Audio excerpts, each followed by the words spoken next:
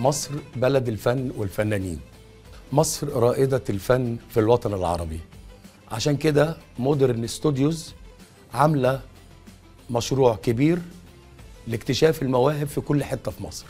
لو عندك موهبة حقيقية قدم، لأننا بناخد الموهبة بدون واسطة ولا محسوبية، واللي هيتأهل إن شاء الله هنعلمه ونأهله وياخد كارنيه نقابة المهن الموسيقية.